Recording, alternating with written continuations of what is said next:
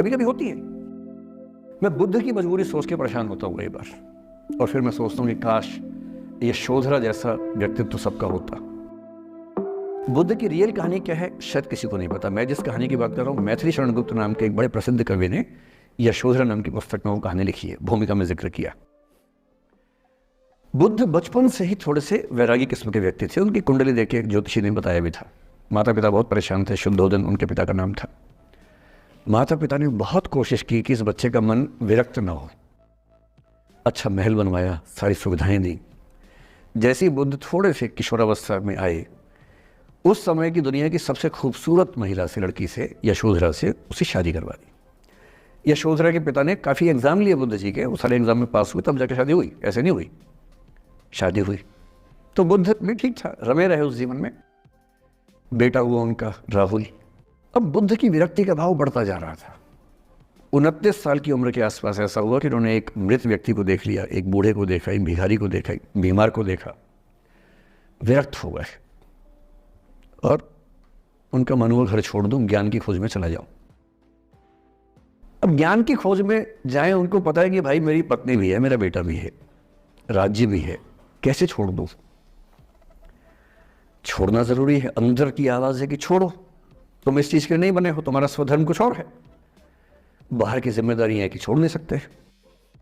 मैं अनुमान करता हूं कि बुद्ध ने शायद अपने पिताजी से कहा हो कभी कि पिताजी मैं बहुत परेशान हूं, छोड़ना चाहता हूं। तो पिता ने समझा बुझा के मना किया होगा कि बेटा शोभा नहीं देता, ऐसा मत करो।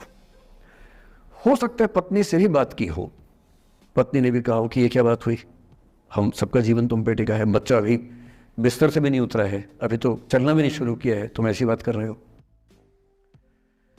इसका जिक्र नहीं मिलता इतिहास में कि ये बात हुई कि नहीं हुई। और एक दिन बुद्ध ने तय किया और वो आधी रात को पत्नी और बेटे को सोता हुआ छोड़ के चले गए। इसको बौद्ध परंपरा में महाभिनिष्क्रमण कहते हैं, बुद्ध का अपने घर से निकल जाना। अब बुद्ध चले गए, लेकिन मैथिली शरण गुप्त यशोधरा के पर्सपेक्टिव से बुद्ध को देख रहे हैं। यशोधरा बहुत परेशान है, भाई पति चला गया है, बच्चे का पिता चला गया, मजाक थोड़ना है। राजा परेशान है कि उनका उत्तराधिकारी चला गया है। यशोधरा इतनी परेशान है, बहुत लंबे समय तक छंद आते रहते हैं कि वो कितनी बेचैन है, कितनी परेशान है। लेकिन यशोधरा की सबसे बड़ी परेशानी इस बात से नहीं कि बुद्ध चले गए, इस बात से है कि बिना बताए चले गए, भरोसा नहीं किया। और वो अपनी सहेली से कहती है, सिद्धि हेतु स्वामी गए, यह गौरव की बात। मुझे गर्व है कि मेरा पति इतने महान काम के लिए गया है। सिद्धि हेतु स्वामी गए, यह गौरव की बात, पर चोरी चोरी गए, यही बड़ा व्याघात। सखी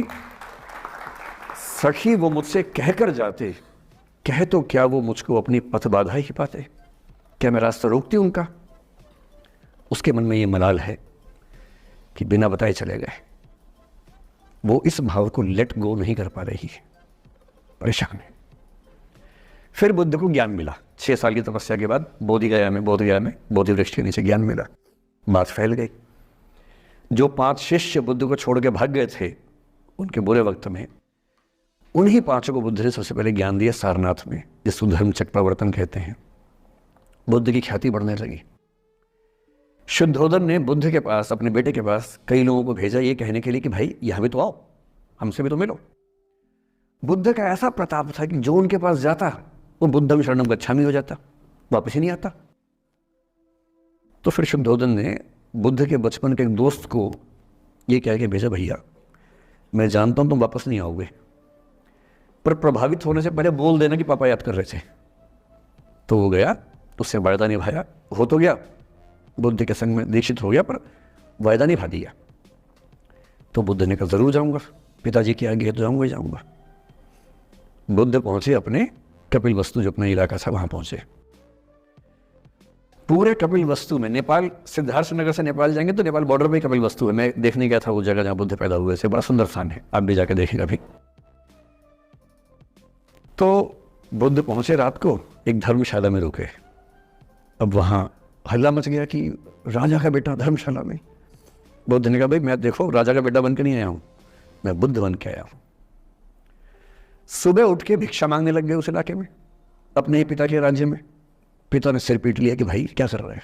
फिर बुद्ध ने सूचना भिजवाई कि मैं बुद्ध हूँ, बेटा हूँ संयोग से, ठीक है, मैं आ रहा हूँ मिलने के लिए, पर मैं बुद्ध होके आया हूँ, मेरी चर्या है, नियम है, मैं भिक्षा से ही जीवन जीता हूँ अपना। ठीक है, पिताजी ने कहा चल कोई बात नहीं।